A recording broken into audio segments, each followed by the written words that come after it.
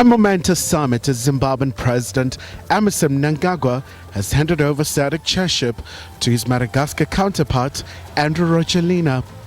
Rajoelina has received overwhelming support from his peers in the region. Your assumption of this esteemed role at the 45th SADC Summit here in Madagascar truly marks a historic milestone for Madagascar and reflects the trust as well as the confidence placed in your leadership by your fellow heads of state. As the chairman or chairperson, your vision for accelerating industrialization, transforming agriculture and promoting inclusive energy transition resonates deeply with the aspirations of our region. The regional bloc is also not spared from global headwinds caused by the Trump administration's trade policy, where a number of countries have been slapped with sweeping tariffs. We've seen when the rough winds of circumstance demonstrated to us the challenge that faces multilateralism in today's world. We've seen how over-reliance on trade with certain powers of the world has rendered us so fatally vulnerable that we are now dependent on their mood swings. They determine what happens on the African continent.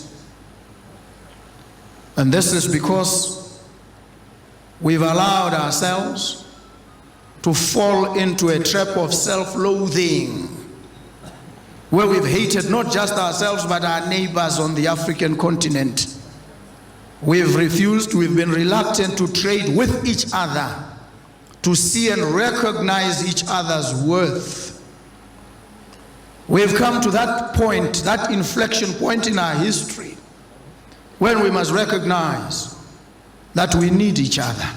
The current situation in the Eastern DRC also featured as SADC wants to see stability prevailing in the rest of parts of Congo.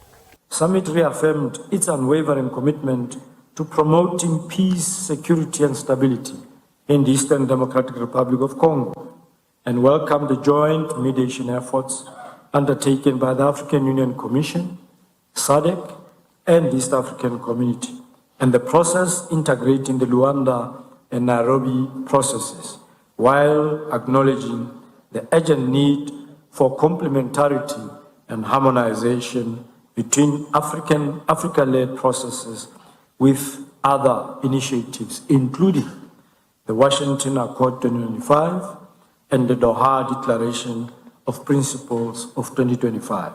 The SADC leaders have further lamented the dire situation in Gaza as Israel continues to bombard the enclave. Summit expressed concern over the ongoing attacks on civilians in Palestine, Gaza in particular, which has resulted in the loss of lives, destruction of property, and worsening humanitarian conditions, and called for an immediate ceasefire, the release of all hostages, and the commencement of talks to bring a lasting solution to the conflict.